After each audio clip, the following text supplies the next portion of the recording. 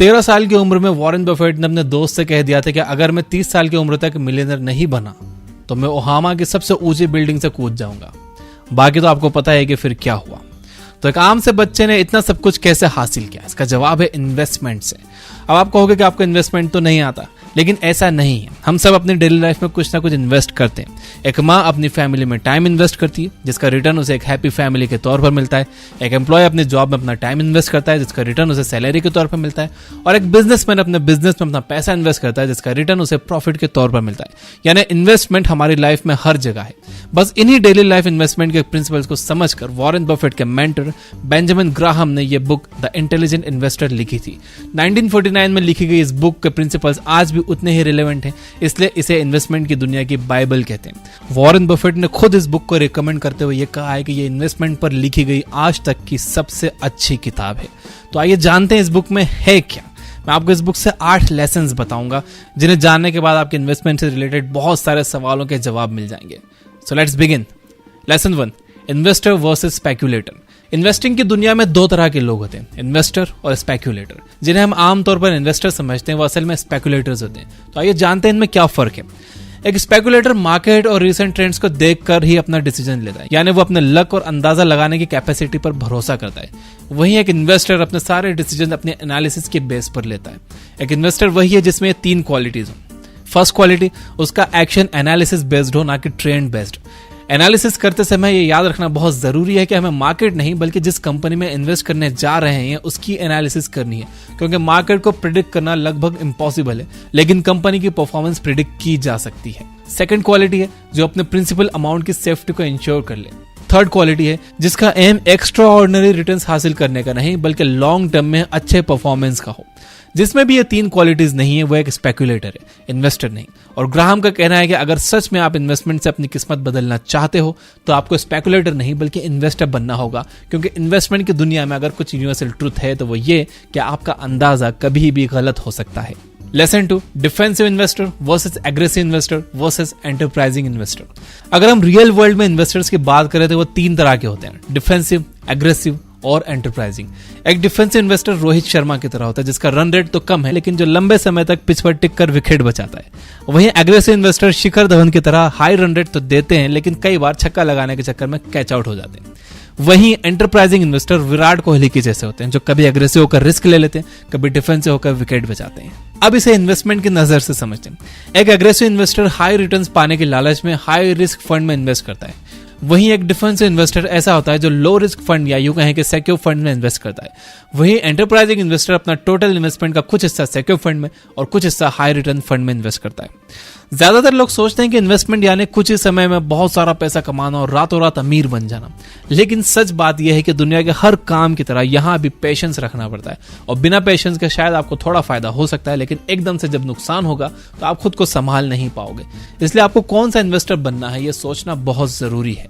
यह फैसला इस बात पर डिपेंड करता है कि आपके पास कितना टाइम है और आपके इन्वेस्टमेंट का मेन एम क्या है। अगर आपके पास बहुत टाइम है और आप फुल टाइम इन्वेस्टर बनना चाहते हो तो आप एक एंटरप्राइजिंग इन्वेस्टर का पोर्टफोलियो फॉलो कर सकते हो। एंटरप्राइजिंग इन्वेस्टर बनने के लिए आपको बहुत सारे एनालिसिस करनी होती है, लेकिन ज्यादातर लोगों के पास इतनी एनालिसिस करने का टाइम नहीं होता और वो एक पार्ट टाइम इन्वेस्टर होते हैं। तो उनके लिए बेहतर यह है कि वो एक डिफेंसिव इन्वेस्टर का पोर्टफोलियो फॉलो करें। इससे उनके रिटर्न शायद थोड़े कम हो सकते हैं, लेकिन ऑन एन एवरेज उनकी परफॉर्मेंस अच्छी ही रहेगी। ग्राहम एग्रेसिव इन्वेस्टर बनने का सजेशन किसी को नहीं देते, क्योंकि वो रास्ता गैम्बलिंग की तरह है जो आपको एक दिन में अर्श से फर्श पर ला सकता है। Lesson 3, defensive portfolio. अगर आपने एक डिफेंसिव इन्वेस्टर बनने का फैसला किया है तो आइए देखते हैं कि बेंजामिन ग्राहम आपको किन कंपनीज में इन्वेस्ट करने की सलाह देते हैं। सबसे पहला है adequate size of an enterprise, यानी आपको बड़ी और रेप्यूटेड कंपनी में इन्वेस्ट करना चाहिए, क्योंकि लॉन्ग रन में ये एडिक्वेट रिटर्न देती हैं। वहीं छोटी कंपनीज काफी रिस्की होती हैं। नंबर 2 है स्ट्रॉन्ग फाइनेंशियल कंडीशन, यानी आपको एक ऐसी कंपनी में इन्वेस्ट करना चाहिए जिसके करंट एसेट्स उसकी लायबिलिटीज से दुगने हो, यानी उसके डेट और अर्निंग में 2:1 का करंट रेशियो होना चाहिए, यानी कि 200% करंट रेशियो होना चाहिए। नंबर 3 है अर्निंग स्टेबिलिटी, यानी पिछले 10 सालों में कंपनी ने कोई बड़ा लॉस ना उठाया हो और कुछ ना कुछ रेगुलर प्रॉफिट गेन किया हो। नंबर 4 है डिविडेंड रिकॉर्ड, यानी कंपनी ने कम से कम 15-20 सालों में अपने इन्वेस्टर्स को लगातार डिविडेंड पे किया हो। नंबर 5 है अर्निंग ग्रोथ, यानी कंपनी का प्रॉफिट हर साल बढ़ते रहना चाहिए और पिछले 10 सालों में कम से कम 33% बढ़ना चाहिए।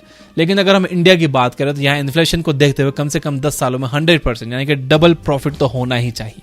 नंबर 6 है मॉडरेट पीई रेशियो, यानी कंपनी के शेयर का करंट प्राइस उसके पिछले 10 सालों के रिटर्न से 15 गुना से ज्यादा नहीं होना चाहिए, वरना आप उस स्टॉक को उसके एक्चुअल वैल्यू से ज्यादा प्राइस में खरीद रहे हो, जो आपके फ्यूचर रिटर्न को कम कर देगा। इन सब के अलावा सबसे जरूरी बात यह है कि डिफेंसिव इन्वेस्टर को ग्रोथ स्टॉक्स में इन्वेस्ट करने से बचना चाहिए। उसका पोर्टफोलियो 50-50% का होना चाहिए, यानी कि 50% उसे बॉन्ड या कैश में इन्वेस्ट करना चाहिए और बाकी के 50% स्टॉक्स में। वैसे तो वॉरेन बफेट और बेंजामिन ग्राहम हमेशा एक पेशेंट, डिफेंसिव और लेस एक्सपेक्टेशंस रखने वाला इन्वेस्टर बनना सिखाते हैं, लेकिन फिर भी अगर आप फुल टाइम इन्वेस्टर बनकर हाई रिटर्न्स में अपना हाथ आजमाना चाहते हो तो अगला पॉइंट आपके लिए है। Lesson 4, enterprising investor. एक एंटरप्राइजिंग इन्वेस्टर के पोर्टफोलियो में आपको ये 4 चीजें जरूर मिलेंगी: patience, discipline, eagerness to learn यानी कुछ सीखने की चाहत, और बहुत सारा टाइम इन्वेस्टमेंट। जैसे जिंदगी से थोड़ा हासिल करने के लिए आपको कुछ अलग करना पड़ता है, वैसे इन्वेस्टमेंट से कम लॉस में ज्यादा रिटर्न्स पाने के लिए भी आपको बाकियों से कुछ अलग करना होगा। आइए सीखते हैं क्या।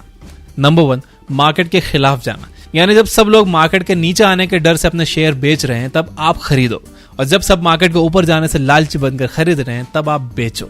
नंबर 2, ग्रोथ स्टॉक्स खरीदना। ग्रोथ स्टॉक यानी वो कंपनियां जो मार्केट में बाकी कॉम्पिटिटर्स से ऑन एन एवरेज ज्यादा प्रॉफिट कमा रही हैं, जिनके पास कोई यूनिक प्रोडक्ट या सर्विसेज है जिससे फ्यूचर में उनके शेयर्स की कीमत बढ़ सकती है, लेकिन इन कंपनीज के शेयर हाई पीई रेशियो पर मिलते हैं और ये वैल्यू स्टॉक्स के मुकाबले डिविडेंड कम देती हैं। यानी अगर आपकी रिसर्च सही है और आगे आने वाले समय में कंपनी की एसेट वैल्यू बढ़ गई तो शेयर बेचने से में आपको अच्छा खासा प्रॉफिट हो सकता है, लेकिन इन स्टॉक्स में इन्वेस्ट करने से पहले बहुत अच्छी तरह से रिसर्च करना बहुत जरूरी है ताकि आप सटीक अंदाजा लगा सको, वरना नुकसान भी हो सकता है। इसलिए डिफेंसिव इन्वेस्टर को इसमें हाथ डालने से मना किया जाता है। नंबर 3 है बार्गेन स्टॉक्स को खरीदना। ये ऐसे स्टॉक्स होते हैं जो रेप्यूटेड कंपनी के तो होते हैं, लेकिन किसी मार्केट रीजन की वजह से सस्ते में मिल रहे होते हैं, यानी कि इन कंपनीज के शेयर्स का मार्केट प्राइस तो कम होता है, लेकिन जब आप इनकी इंट्रिंसिक वैल्यू देखोगे तो ये काफी हाई होती है। नंबर 4, स्पेशल केसेस को खरीदना। इनमें उन छोटी कंपनीज के स्टॉक्स होते हैं जिन्हें कोई बड़ी कंपनी एक्वायर करने वाली हो। ऐसे स्टॉक्स भी काफी प्रॉफिट देते हैं। फॉर एग्जांपल रुचि सोया का स्टॉक, ये कंपनी लॉस में चल रही थी और इसका शेयर प्राइस 20 रुपए से भी कम का था, लेकिन इसे पतंजलि ने एक्वायर किया। अब ये कंपनी प्रॉफिट में और 2 साल बाद इस शेयर का आज जो भाव है वो 1000 रुपए से भी ऊपर है। लेसन नंबर 5 है मिस्टर मार्केट। इन्वेस्टमेंट का सबसे जरूरी हिस्सा क्या है? मार्केट। लेकिन इसी मार्केट के उतार चढ़ाव के डर के कारण से ज्यादातर लोग अपना पैसा इसमें डालने से डरते हैं। इस कॉम्प्लेक्स से मार्केट को ग्राहम ने अपनी किताब में एक सिंपल सा मूडी मिस्टर मार्केट का नाम दिया है ताकि हमारे लिए इसके फ्लक्चुएशन को समझना आसान हो जाए। तो मिस्टर मार्केट का मूड रोज सुबह बदलता है। जब इसका मूड अच्छा होता है तो वो शेयर के प्राइस को उसकी एक्चुअल वैल्यू से काफी ज्यादा कोट करता है, यानी कि वो 100 रुपए के शेयर को 1000 रुपए में देने को तैयार हो जाता है। वहीं जब उसका मूड खराब होता है तो वो 100 रुपए के शेयर को 10 रुपए में देने के लिए भी तैयार हो जाता है।